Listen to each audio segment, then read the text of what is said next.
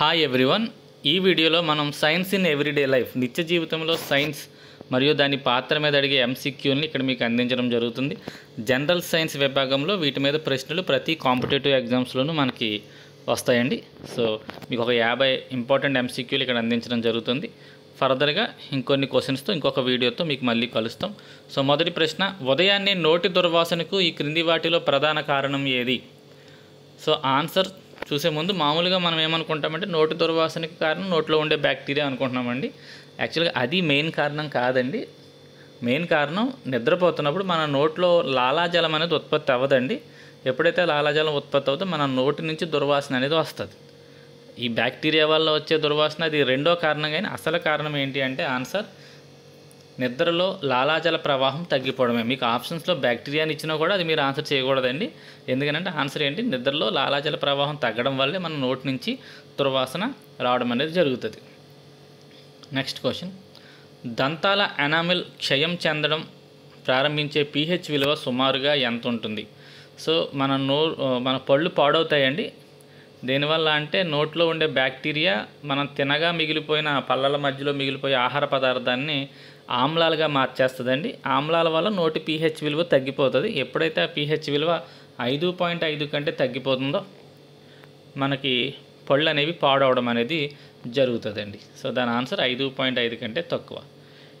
దంతాల ఎనామిల్ దేంతో తయారవుతుంది? మన పంటి ఎనామిల్ అంటే పైపొర ఏ పదార్థంతో తయారవుతుంది? ఆన్సర్ వచ్చరికి కాల్షియం ఫాస్ఫేట్ అండి. మన శరీరంలోని అతి గట్టి పదార్థం ఏంటి అని అడిగితే ఆన్సర్ దంతాలండి. అలాగే భూమి మీద అతి గట్టి పదార్థం ఏది అని అడిగితే వజ్రం అండి. సో ఇక్కడ అంత గట్టి పదార్థమైన ఈ ఎనామిల్ కూడా ఈ ఆమ్లాల వల్ల పాడైపోతుంది అనమాట అండి. సో ఆన్సర్ కాల్షియం ఫాస్ఫేట్ అండి. Next question, tooth brush bristles దేంతో తయారవుతాయి? సో మనం పళ్ళు తోముకునే ఆ కుచ్చు ఉంటుంది కదండి బ్రష్ పైన, అది దేంతో తయారవుతుంది? ఆన్సర్ వచ్చరికి నైలాన్ అండి. మీకు తెలుసు నైలాన్ అనేది అతి గట్టి ఫైబర్ అని, దారాలు అతి గట్టి దారం నైలాన్ అని. అటువంటి గట్టి పదార్థం కాబట్టి దాంతో ఈ టూత్ బ్రష్ బ్రిస్టిల్స్ అనేవి తయారవుతాయండి. ఆ నైలాన్తోనే మీకు పారాషూట్లు, ఈ కొండలు ఎక్కే వాళ్ళు ఉపయోగించే రోప్స్, ఈ తాళ్ళు, ఇవన్నీ కూడా నైలాన్తో తయారవుతాయి. అవి కూడా గుర్తుపెట్టుకోండి. టూత్పేస్ట్ వాడేటప్పుడు నొరగ రావడానికి ఏ పదార్థం కారణం? సో ఏ పదార్థాన్ని ఈ టూత్పేస్ట్కి కలుపుతారు అంటే సోడియం లారిల్ సల్ఫేట్ అనే దాన్ని కలపడం జరుగుతుంది. దానివల్ల మనం పళ్ళు తోముకున్నప్పుడు మనకి నొరగ అనేది ఏర్పడుతుంది. మానవుని శాశ్వత దంత సూత్రం ఏంటి? సో మనకి శాశ్వత దంతాలు పాల దంతాలు అని ఉంటాయి, తెలుసు కదండి. పాల దంతాలు వచ్చి ఊడిపోయి తర్వాత శాశ్వత దంతాలు వస్తాయి. మనకి మానవునికి మొత్తం 32 దంతాలు ఉంటాయి, అన్నీ మీకు తెలిసిందే. పై దవడలో 16, కింది దవడలో 16, దీని అర్ధభాగం 8, 8, 8, 8లో ఈ 8 ఏ సూత్రం ఆధారంగా మనం గుర్తించుకుంటాం? సో ఆన్సర్ 2, 1, 2, 3 అండి. 8 పళ్ళల్లో 2 ఇన్సిసర్స్ ఉంటాయి, ఒక కెనైన్, 2 ప్రీమోలార్స్, 3 మోలార్స్ ఉండడం అనేది జరుగుతుందండి. సో తెలుగులో వీటిని ఏమంటారు అంటే ఇన్సిసర్స్ అంటే కొంతకాలండి, కొంతకాలు. కెనైన్స్ అంటే రదనికలు. ప్రీమోలార్స్ అంటే అగ్రచరణవకాలు. మోలార్స్ అంటే చరణవకాలు అని పిలవడం జరుగుతుందండి. సో ఇవి మొత్తం 8 ఉంటాయండి. ఫార్ములా సరికి 2, 1, 2, 3. ఓకే, ఇక్కడ 8, ఇవన్నీ ఇక్కడ కూడా అదే సూత్రం ఆధారంగా మనకి పళ్ళు అనేవి ఏర్పడతాయి. సూత్రం గుర్తుపెట్టుకుని 2, 1, 2, 3. నెక్స్ట్, నోటిలో ఉత్పత్తి అయ్యే ఎంజైమ్ పేరేంటి? అది దాని యొక్క ప్రధాన పని ఏంటి అనేది అడిగాడండి. నోట్లో ఉత్పత్తి అయ్యే ఎంజైమ్ వచ్చేసరికి ఎమైలేజ్ అండి. ఈ ఎమైలేజ్ అనేది కార్బోహైడ్రేట్ని జీర్ణం చేయడం ప్రారంభిస్తుంది. అందువల్లే మనకి ఏం చేస్తారంటే చాలామంది తెలియక నోట్లో పెట్టుకుని మింగేస్తామండి వెంటనే. కాకపోతే ఎక్కువసేపు నమలాలండి. ఆ నమలడం వల్ల ఏం చేస్తుందంటే నోట్లో ఉండే ఈ ఎమైలేజ్ అనేది ఈ మనకి నాలుక మీద ఉండగానే, మన నోట్లో ఉండగానే జీర్ణం అవడం, అదే జీర్ణ ప్రక్రియ అనేది ప్రారంభమవుతుందండి. కారణం అది కార్బోహైడ్రేట్స్ని జీర్ణం చేయడం అక్కడే ప్రారంభమవుతుంది. కాబట్టి మనం తిన్నట్టు మింగేయడం వల్ల మనకి జీర్ణ ప్రక్రియ ఆలస్యం అవడానికి అవకాశం ఉంది. కాబట్టి ఎక్కువ నమిలి తినాలండి, నమిలి మింగాలండి. నెక్స్ట్ ఇక్కడ చూసుకోండి, ఇక్కడ ఇంకో పాయింట్, దీన్నే టయోలిన్ అని కూడా అంటారండి. ఎమైలేస్కి మరో పేరు టయోలిన్ అండి. క్రింది వాటిలో ఏ జీర్ణరసంలో ఎంజైములు ఉండవు? చూసుకోండి, వెరీ వెరీ ఇంపార్టెంట్ బిట్ అండి. కానీ కొవ్వుల జీర్ణక్రియకు ఇది సహాయపడుతుంది. సో కొవ్వుల్ని జీర్ణం చేయడానికి ఉపయోగపడుతుందంటండి. కానీ అందులో ఎటువంటి ఎంజైములు ఉండవంట. అదేంటో గుర్తుపట్టండి. ఆన్సర్ వచ్చేసరికి మనకి పైత్యరసం అండి. ఈ బైల్ జ్యూస్లో మనకి ఎటువంటి ఎంజైములు ఉండవు, కానీ ఇది కొవ్వులను జీర్ణం చేయడానికి ఉపయోగపడుతుందండి. అందువల్లే ఈ మన బాడీలో కనుక ఈ బైల్ జ్యూస్లో ప్రాబ్లం వచ్చినప్పుడు, అంటే మనకి కామెర్లు అనేది వచ్చినప్పుడు మనం ఎక్కువగా కొవ్వు పదార్థాలు తినొద్దు అని చెప్తారండి. దానికి కారణం ఆ కొవ్వుల్ని జీర్ణం చేయగలిగే ఈ పైత్యరసంలో తేడాలు రావడం వల్ల మనని అవి తినొద్దు అంటారు. సో గుర్తుపెట్టుకోండి, ఎంజైములు లేని జీర్ణరసం ఏంటి అంటే పైత్యరసం అండి. నెక్స్ట్ క్వశ్చన్, జీర్ణాశయం నుండి స్రవించే ప్రధాన ఎంజైమ్ ఏది? ఇది ప్రోటీన్ల జీర్ణక్రియను ప్రారంభిస్తుంది. సో ప్రోటీన్ల జీర్ణక్రియను ప్రారంభించే ప్రధాన ఎంజైమ్ ఏంటి? ఇది మన పొట్టలో జీర్ణాశయంలో ఉత్పత్తి అవుతుంది అంటండి. అదేంటి గుర్తుపెట్టుకోండి, పెప్సిన్ అండి. పీ అండి. ప్రోటీన్లో ఉండే పీ, పెప్సిన్లో ఉండేది కూడా పీనే. అలా గుర్తుపెట్టుకోండి. ప్రోటీన్ను జీర్ణం చేయడానికి ఉపయోగపడే ఎంజైమ్ పెప్సిన్ అండి. నెక్స్ట్, చిన్న ప్రేగుల్లో కార్బోహైడ్రేట్లు, ప్రోటీన్లు మరియు కొవ్వులు మూడు కూడా సంపూర్ణ జీర్ణక్రియకు ఏ రసం సహాయపడుతుంది? ఇవన్నీ పూర్తిగా జీర్ణమైపోవడానికి ఏ రసం సహాయపడుతుంది అంటే ఆన్సర్ వచ్చేసరికి క్లోమరసం అండి. ప్యాంక్రియాటిక్ జ్యూస్ అనేది ఈ మూడింటిని కూడా జీర్ణం చేయడానికి ఉపయోగపడుతుంది. నెక్స్ట్, కడుపులో ఉండే ఆమ్లం ఏది? మన పొట్టలో జీర్ణాశయంలో ఉత్పత్తి అయ్యే ఆమ్లం హైడ్రోక్లోరిక్ ఆమ్లం అండి. One of the strongest acid అది మనం తిన్న ఆహారాన్ని జీర్ణం చేయడానికి ఉపయోగపడుతుంది. నెక్స్ట్, ఎసిడిటీని తగ్గించడానికి ఉపయోగించే మందులని ఏమంటారు? సో యాంటాసిడ్స్ అంటారండి. మనం యాంటాసిడ్ ట్యాబ్లెట్స్ వేసుకుంటాం. ఇవి మన పొట్టలో ఎక్కువగా ఆమ్లం ఉత్పత్తి అయిపోయినప్పుడు అది మన పొట్ట యొక్క గోడల మీద చర్య జరిపి మనని మంట అనేది కలిగిస్తూ ఉంటుంది. దాన్ని తగ్గించడానికి మనం యాంటాసిడ్స్ వేస్తామండి లోపలికి. కడుపులో ఆమ్లత్వాన్ని తగ్గించడానికి ఉపయోగించే యాంటాసిడ్స్ సాధారణంగా ఏ రసాయనం ఉంటుంది? సో ఇందాక చెప్పుకున్నాం యాంటాసిడ్స్ వేసుకుంటామని. అందులో ఉండే కెమికల్ ఏంటి అంటే అల్యూమినియం హైడ్రాక్సైడ్ ఉంటుందండి. ఇక్కడ ఇచ్చిన ఆప్షన్స్లో అయితే ఇది రైట్ అండి. మనకి మెగ్నీషియం హైడ్రాక్సైడ్ కూడా ఉంటుందండి. అల్యూమినియం హైడ్రాక్సైడ్, మెగ్నీషియం హైడ్రాక్సైడ్ కూడా మనకి ఈ యాంటాసిడ్స్లో వాడతారండి. మన ఇంట్లో ఉపయోగించే ఈ బేకింగ్ సోడా కూడా మనం యాంటాసిడ్గా వాడుకుంటామండి. అది కూడా గుర్తుపెట్టుకుని మీకు ఆప్షన్స్ని బట్టి మీ ఆన్సర్. మెగ్నీషియం హైడ్రాక్సైడ్ ఉంటే అది కూడా ఆన్సరే, అది కూడా ఒక యాంటాసిడే. సోడియం బైకార్బోనేట్ ఇచ్చుంటే లేదా వంట సోడాని ఇచ్చినా కూడా అది కూడా మనం యాంటాసిడ్గా వాడుకుంటామండి. ఇక్కడ ఇచ్చిన ఆప్షన్స్లో అయితే అల్యూమినియం హైడ్రాక్సైడ్ అనేది యాంటాసిడ్స్లో సాధారణంగా ఉండే రసాయనం. క్రింది వాటిలో యాంటాసిడ్స్ ఉపయోగించే ఒక సాధారణ రసాయనం, దీనిని మిల్క్ ఆఫ్ మెగ్నీషియా అంటారు. దీని పేరేంటి? Okay, milk of magnesia. ఇది కూడా యాంటాసిడ్స్లో వాడతారండి. ఇందాక చెప్పాను మెగ్నీషియం హైడ్రాక్సైడ్ అండి. దాని ఆన్సర్ మెగ్నీషియం హైడ్రాక్సైడ్ అనేది యాంటాసిడ్స్లో ఉంటారు. యాంటాసిడ్లు కడుపులోని ఆమ్లాన్ని తటస్థీకరించడానికి కారణం కాబట్టి ఇవి రసాయనికంగా ఎటువంటి లక్షణాలను కలిగి ఉంటాయి. సో మన పొట్టలోనేమో యాసిడ్ ఉందండి, దాన్ని మనం ఇప్పుడు ఏం చేయాలి? తటస్థీకరించాలంటే న్యూట్రలైజ్ చేయాలి. కాబట్టి మనం వేసుకునే యాంటాసిడ్స్కి ఏ లక్షణం ఉండాలి అంటే బేస్ అండి. ఎందుకని ఆమ్లాలు క్షారాలు కలిస్తేనే తటస్థీకరణ చర్య అంటాం మనం. అప్పుడు మనకి సాల్ట్ అండ్ వాటర్ ఏర్పడుతుంది అని చెప్పి మనం చదువుకుంటామండి. కాబట్టి ఆన్సర్ వచ్చేసరికి వాటికి క్షార ధర్మాన్ని ఈ యాంటాసిడ్ ట్యాబ్లెట్స్ కలిగి ఉంటాయండి. ఇక్కడ క్వశ్చన్, ఏ రకమైన రసాయనాలుగా అవి పనిచేస్తాయి? కాబట్టి ఆన్సర్ క్షారాలుగా. సూర్యోదయం మరియు సూర్యాస్త సమయంలో సూర్యుడు మనకి ఎర్రగా కనపడతాడు, దీనికి కారణం ఏంటి అండి అని క్వశ్చన్ ఇవ్వడం జరిగింది. సో సూర్యుడు ఇలా ఎర్రగా కనపడడానికి కారణం స్కాటరింగ్ ఆఫ్ ది లైట్ అండి. కాంతి యొక్క విక్షేపణం వల్ల మనకి ఉదయం మరియు సూర్యాస్తమయం, సూర్యోదయం సమయంలో కూడా సూర్యుడు ఎర్రగా కనపడతాడు. ఆకాశం నీలం రంగులో కనపడడానికి కూడా కారణం ఏంటి అంటే కాంతి యొక్క విక్షేపణమేనండి.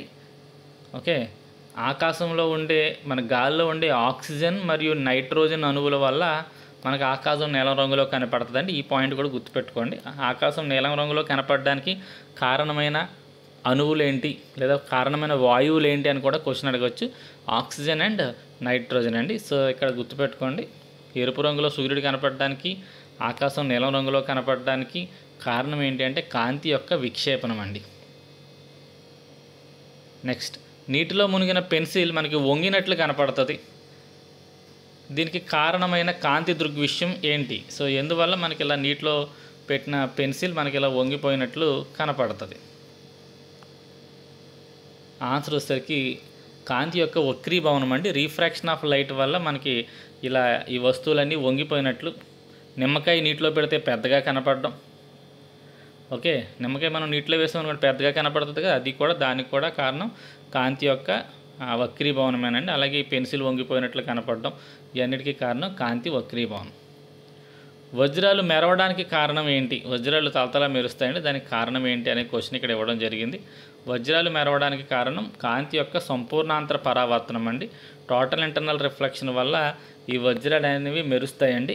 మనకి నక్షత్రాలు మినుకు మనకు మండడానికి కారణం ఏంటని క్వశ్చన్ అడిగినప్పుడు చాలామంది సంపూర్ణాంతర పరావర్తనం పెట్టేస్తారండి.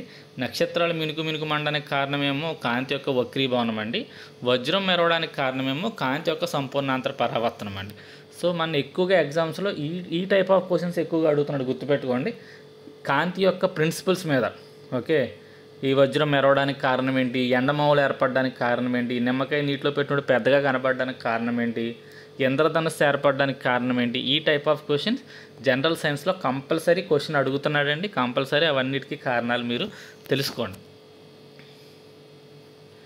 సబ్బు బుడగలు మరియు డివిడీలపై ఇలా రంగులు ఏర్పడతాయండి. దీనికి కారణమైన కాంతి దృగ్విషయం ఏంటి? దీని ఆన్సర్ వచ్చేసరికి కాంతి యొక్క వ్యతికరణం అండి. కాంతి యొక్క వ్యతికరణం వల్ల మనకి ఇలా సీడీలు వీటి మీద రంగులు అనేవి కనపడతాయండి. పాలు పులిసిపోయి పెరుగుగా మారడానికి కారణమైన బ్యాక్టీరియా, ఇది అందరికీ చాలామందికి తెలిసిందే, లాక్టోబాసిల్లస్ బ్యాక్టీరియా అండి. ఇక్కడ లాక్టో అనే పదం వచ్చింది కాబట్టి చెప్తున్నాను. పాలలో ఉండే ఆమ్లం లాక్టిక్ ఆమ్లం అండి. పాలలో ఉండే షుగర్ లాక్టోజ్ అండి. పాల స్వచ్ఛతను కొలిసేది లాక్టోమీటర్ అండి. సో ఎక్కడైనా సరే లాక్టో అని కనపడిందంటే అది పాలు పెరుగుకి సంబంధించిన అంశాన్ని గుర్తుపెట్టుకోండి. వంట గ్యాస్లో ప్రధానంగా ఉండే వాయువులు ఏంటి? సో ఇది అత్తమాట్లు జనరల్గా ఎక్కువసార్లు అడుగుతున్న క్వశ్చన్. వంట గ్యాసులో ఉండే ప్రధాన వాయువులు ఏంటంటే ప్రోపేన్ మరియు బ్యూటేన్లు. మనకి మన ఇళ్లలో వాడే వంట గ్యాసులు ఇవి ఉంటాయండి. ఇక్కడ ఇంకో క్వశ్చన్ ఏంటంటే మన ఇంట్లో వాడే ఈ సిలిండర్లో ఉండే పదార్థం ఏదైతే ఉందో అది ఏ స్థితిలో ఉంటుంది అని అడుగుతారండి. చాలామంది వాయు స్థితి అని పెట్టేస్తారు, మార్కులు పోతాయండి. మన ఇంట్లో వాడే సిలిండర్లో ఉండే పదార్థం ద్రవ స్థితిలో ఉంటుందండి. అది ఇక్కడ నుంచి మనం ఇలా గొట్టం పెడతాం కదండి, ఈ గొట్టంలోకి వచ్చినప్పుడు మనకి అది వాయు స్థితిలోకి మారుతుందండి. దీని లోపల అందువల్ల దీన్ని లిక్విఫైడ్ పెట్రోలియం గ్యాస్ అంటారండి. అంటే గ్యాసే కానీ లిక్విఫైడ్ స్టేట్లో ఉంటుందండి. దీని లోపల అది మనకి లిక్విడ్ స్టేట్లోనే ఉంటుంది. ఆ విషయం గుర్తుపెట్టుకోండి. విద్యుత్ బల్బులో ఉండే ఫిలమెంట్ దేంతో తయారు చేయబడుతుంది? ఇది అందరికీ తెలిసిందే, టంగస్టన్ అండి.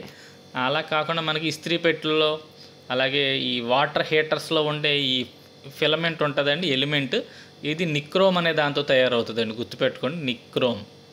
ఎందులో ఉండేది ఇది హీటర్స్, ఇది వేడి చేసి మనం వేడి చేసుకునే కరెంటు ద్వారా వేడి చేసిన ఇస్త్రీ పెట్టెలు ఇవన్నిటిలోనూ ఉండే ఫిలమెంట్ లేదా దాన్ని ఎలిమెంట్ అని కూడా అంటారండి.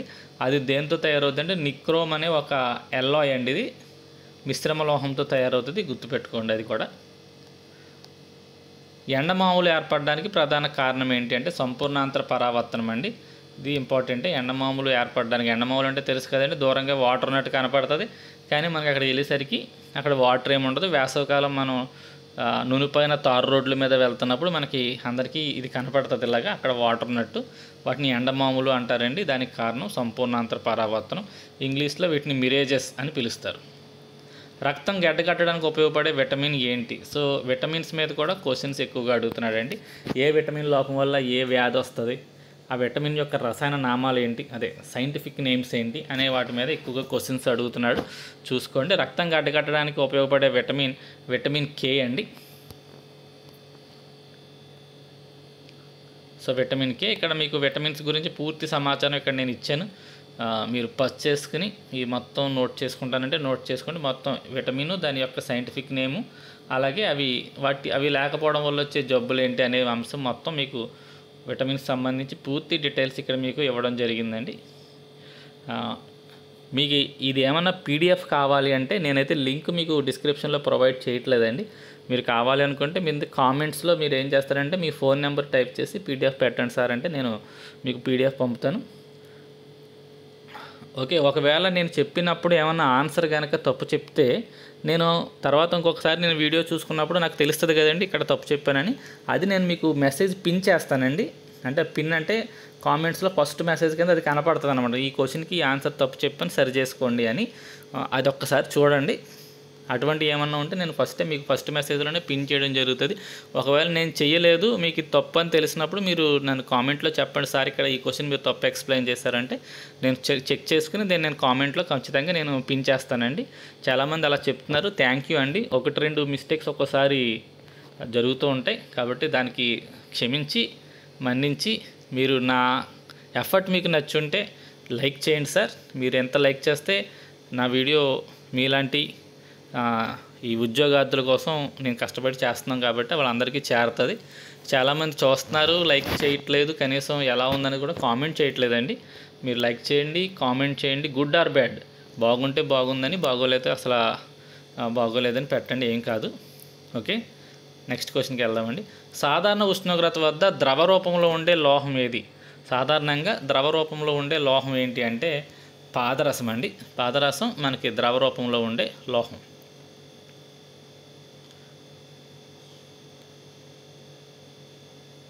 నెక్స్ట్ క్వశ్చన్, వాతావరణంలో అత్యధికంగా ఉండే వాయువు ఏంటి? వాతావరణంలో ఎక్కువగా ఉండే వాయువు అందరికీ తెలిసిందే, నైట్రోజన్ అండి. నెక్స్ట్ క్వశ్చన్, సోలార్ ప్యానెల్స్ ఏ సూత్రంపై ఆధారంగా పనిచేస్తాయి? సోలార్ ప్యానెల్స్ ఏ సూత్రంపై ఆధారపడి పనిచేస్తాయి అంటే ఫోటో ఎలక్ట్రిక్ ఎఫెక్ట్ అండి. అంటే ఈ ఫోటో అంటే లైట్ అండి, కాంతి వచ్చి దీని మీద పడ్డప్పుడు అది మనకి ఎలక్ట్రిక్ ఎఫెక్ట్ని కలిగిస్తుంది, అంటే ఎలక్ట్రాన్స్ని రిలీజ్ చేస్తుందండి. సో దాన్నే మనం ఫోటో ఎలక్ట్రిక్ ఎఫెక్ట్ అంటాం. పచ్చి మామిడికాయలు లేదా ఇతర పండ్లను కృత్రిమంగా పండించడానికి ఉపయోగపడే రసాయనం ఏదండి అనే క్వశ్చన్ ఇక్కడ ఇవ్వడం జరిగింది. సో ఆన్సర్ కాల్షియం కార్బైడ్ అండి. ఇది మన భారతదేశంలో నిషేధించడం జరిగింది, ఎందుకంటే ఇది హానికరమైన కెమికల్స్ని రిలీజ్ చేస్తుంది. కాల్షియం కార్బైడ్, ఈ కాల్షియం కార్బైడ్ ఎసిటిలిన్ అనే ఒక పదార్థాన్ని రిలీజ్ చేస్తుందండి, అది మనకి హానికరం కాబట్టి దాన్ని మన భారతదేశంలో నిషేధించారు. కానీ కృత్రిమంగా పళ్ళని పండించడానికి ఉపయోగించేది కాల్షియం కార్బైడ్ అండి. వంట గ్యాస్ లీక్ అయినప్పుడు మనం గుర్తించడానికి అందులో ఒక రకమైన రసాయనాన్ని కలుపుతారంటే, ఒక బ్యాడ్ స్మెల్ వచ్చే రసాయనాన్ని ఒక దాన్ని కలుపుతారు. దాని పేరు ఏంటి అంటే ఎథైల్ మెర్కాఫ్టాన్ అనే దాన్ని కలుపుతారండి. ఎథైల్ మెర్కాఫ్టాన్. నిప్పులు ఆర్పడానికి ఉపయోగించే వాయువు ఏంటి? ఈ ఫైర్ ఎక్స్టింగ్యూష్ సిలిండర్స్లో, మంటలు ఆర్పడానికి ఉపయోగించే ఈ సిలిండర్స్లో ఏ వాయువును వాడతారంటే కార్బన్ డైఆక్సైడ్ అండి. కార్బన్ డైఆక్సైడ్ దాని చుట్టూ మంట చుట్టూ వ్యాపించి దానికి ఆక్సిజన్ అందకుండా చేస్తుందండి. అందువల్ల అక్కడ మనకి మంటలు అనేవి త్వరగా ఆరిపోవడానికి అవకాశం ఉంటుంది. మనం వెచ్చగా ఉండడానికి ఉన్నితో తయారైన దుస్తులు ధరిస్తాం, దీనికి కారణం ఏంటి అంటే ఉన్ని యొక్క లక్షణం ఏంటి? ఉన్ని ఉష్ణాన్ని ఉత్పత్తి చేస్తుందా? ఉన్ని ఒక మంచి ఉష్ణవాహకమా అని, ఉష్ణ బంధకమా, ఉన్ని శరీర వేడిని బయటికి వెళ్ళనివ్వదు అని ఆప్షన్స్ ఇవ్వడం జరిగింది. చాలామంది ఆన్సర్ ఏంటంటే డి పెట్టేస్తారండి. సో పోతుంది ఆన్సర్ ఏంటంటే ఉన్ని ఒక ఉష్ణ బంధకం అండి. ఉష్ణ బంధకం అంటే లోపలికి వెళ్ళనివ్వదు, బయట నుంచి లోపలికి రానివ్వదు, లోపల నుంచి బయటికి వెళ్ళనివ్వదండి.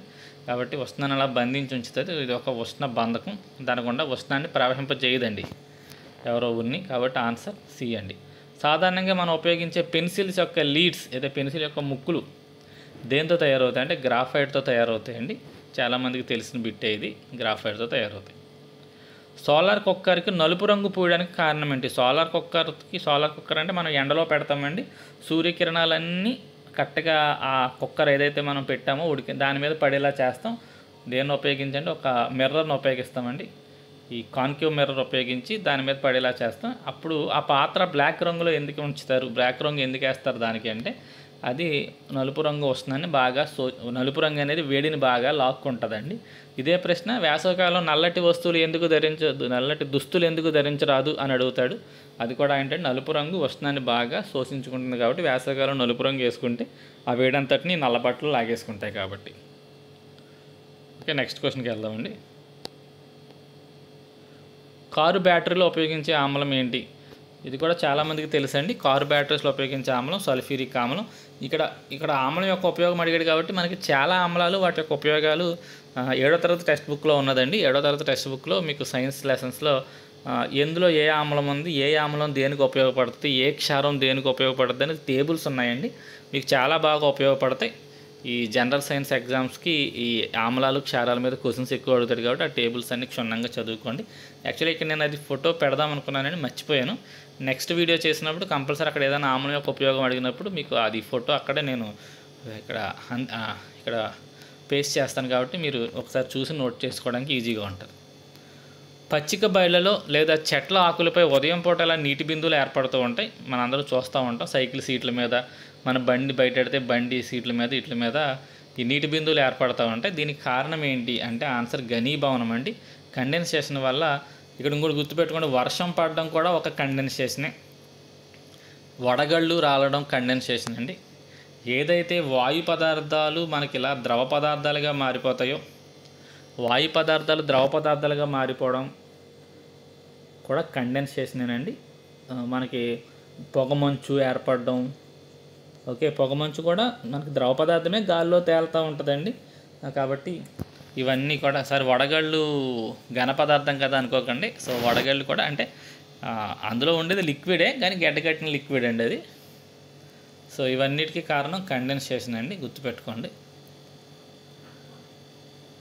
వాతావరణంలో ఓజోన్ పొర క్షీణించడానికి ప్రధాన కారణం ఏంటి? సో వాతావరణంలో ఓజోన్ పొర క్షీణించడానికి ప్రధాన కారణం క్లోరోఫ్లోరోకార్బన్స్ అండి. క్లోరోఫ్లోరోకార్బన్స్ అనే పదార్థాలు ఈ ఓజోన్తో చర్య జరుపుతాయండి. చర్య జరిపి అవి ఓజోన్ లేయర్ పాడవడానికి కారణమవుతాయి.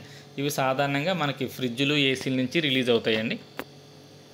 ఇక ఈ మీథేన్ ఉంది కదండి, ఇది భూగోళం వేడెక్కడానికి, గ్లోబల్ వార్మింగ్కి కారణం అండి. ఇది one of the biggest green house gas అండి మీథేన్ అనేది. మీథేను, కార్బన్ డైఆక్సైడ్ ఇవన్నీ కూడా గ్రీన్ హౌస్ గ్యాసెస్. ఇక్కడ ఓజోన్ లేయర్ పాడవడానికి కారణం ఏంటంటే క్లోరోఫ్లోరోకార్బన్స్ అండి. టేబుల్ సాల్ట్ యొక్క రసాయన నామం ఏంటి? టేబుల్ సాల్ట్ని సాధారణంగా మనం ఏమని పిలుస్తామంటే సోడియం క్లోరైడ్ అని పిలుస్తామండి, గుర్తుపెట్టుకోండి. ఇవి కూడా మనకి క్వశ్చన్స్ ఎక్కువగా అడుగుతున్నాడండి. ప్రతి కెమికల్ దాన్ని సాధారణంగా మనం ఇంట్లో ఏమని పిలుచుకుంటాం, సాధారణ వ్యవహారికంగా ఏమని పిలుచుకుంటాం, ఇవన్నీ మీకు ఇక్కడ సేకరించి ఇవ్వడం జరిగిందండి. బేకింగ్ సోడా అని దేన్ని పిలుస్తారు, వాషింగ్ సోడా అని దేన్ని పిలుస్తారు, కాస్టిక్ సోడా అని దేన్ని పిలుస్తారు, ఇవన్నీ మీకు ఇక్కడ ఇవ్వడం జరిగింది.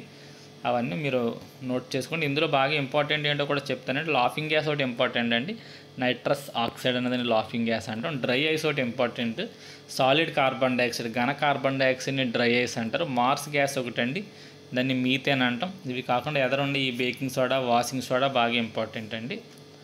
సున్నపురాయి, సో ఇవన్నీ మీకు వెనిగర్ ఒకటి, ఇవి చాలా ఇంపార్టెంట్. ఇక్కడ ప్లాస్టర్ ఆఫ్ ప్యారిస్ చూడండి, ఇది మనకి ఎముకలు విరిగిపోయినప్పుడు సిమెంట్ పోత పోసినప్పుడు వాడే పదార్థం ఏంటంటే ఈ ప్లాస్టర్ ఆఫ్ ప్యారిస్ని సిమెంట్ పోత కింద పోస్తారండి. సో ఇక్కడ ఉన్నాయని ఒకసారి మీరు చూసుకోండి. నెక్స్ట్, వాతావరణ పీడనాన్ని కొలవడానికి ఉపయోగించే పరికరం ఏంటి? సో వాతావరణ పీడనాన్ని కొలవడానికి ఉపయోగించే పరికరాన్ని బారోమీటర్ అంటారండి. గుర్తుపెట్టుకోండి, ఇక్కడ వాతావరణ పీడనం అని ఇచ్చాడా, వాయు పీడనం అని ఇచ్చాడా అనేది చూసుకోవాలండి. వాతావరణ పీడనాన్ని కొలిసేది బారోమీటర్ అయితే, వాయు పీడనాన్ని కొలిచే పరికరం ఇంకొకటి ఉందండి. మీకు ఆ పరికరాలన్నీ కింద ఇవ్వడం జరిగింది. ఇవన్నీ మీరు కంపల్సరీ చదువుకోండి. పరికరాల మీద క్వశ్చన్స్ అడుగుతాడు, ఇక్కడ అన్నీ ఇవ్వడం జరిగిందండి. ఇవి సాధారణంగా పొడవును కొలిచేవి, ద్రవ్యరాశిని కొలిచేవి చూసుకోండి. సాధారణ త్రాసు, మనకి స్ప్రింగ్ బ్యాలెన్స్ కూడా ఇస్తాడండి. స్ప్రింగ్ బ్యాలెన్స్ కన్ఫ్యూజ్ అయిపోతారు. స్ప్రింగ్ బ్యాలెన్స్ ఏమో బలాన్ని కొలుస్తుందండి, అది ఇక్కడ ఇవ్వలేదు, నేను మర్చిపోయాను. ద్రవ్యరాశిని కొలిసేది సాధారణ త్రాసు. ఉష్ణోగ్రతను కొలిచేది ఏంటి, అలాగే ఎక్కువ ఉష్ణోగ్రతను కొలిచేది ఏంటి, పైరోమీటర్ అండి. కరెంటుని కొలిచేది ఏంటి, యామ్మీటరు.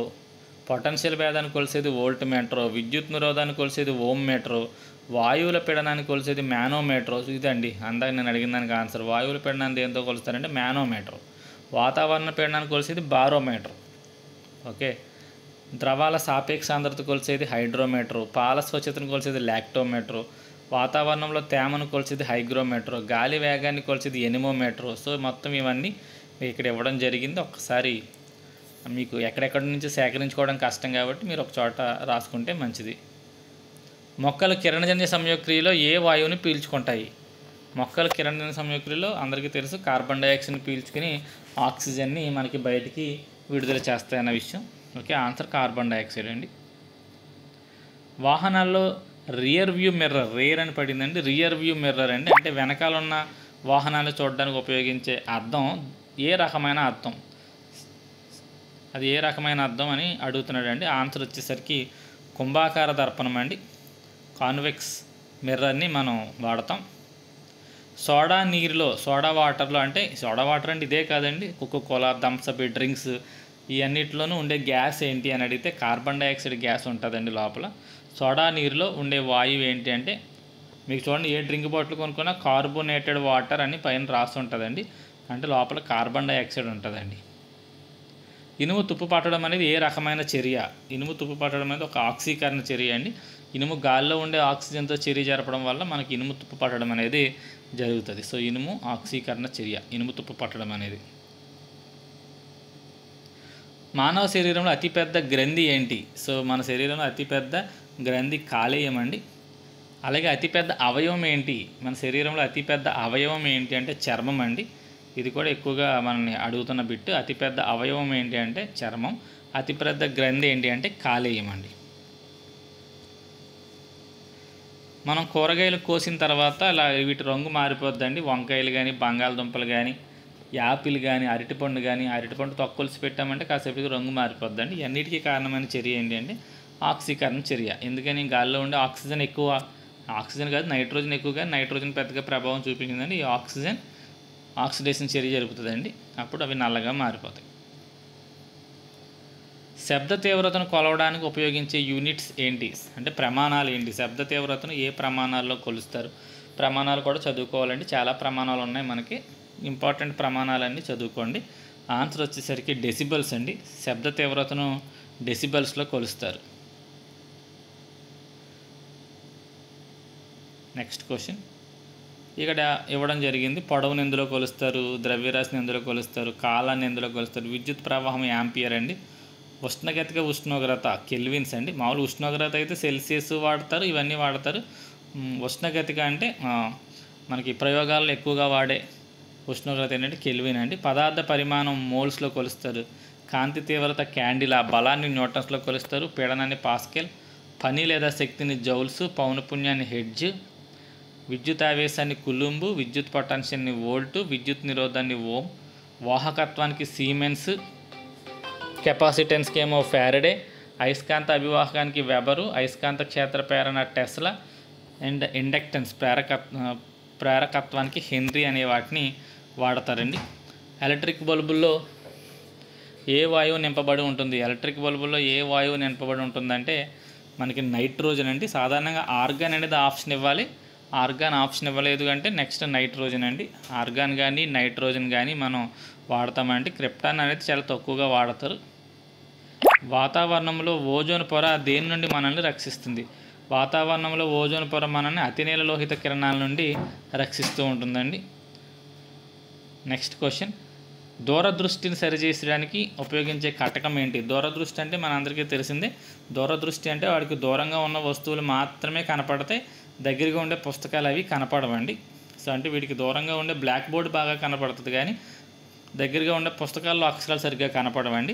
ఇటువంటి కంటి దృష్టి దోషం ఉన్న వాళ్ళకి ఏ కటకాన్ని కళ్ళజోడులో వాడతారు అని క్వశ్చన్ ఇవ్వడం జరిగిందండి. ఆన్సర్ వచ్చేసరికి కుంభాకార కటకాన్ని వాడతారండి. కాన్వెక్స్ లెన్స్ని వాడడం జరుగుతుంది.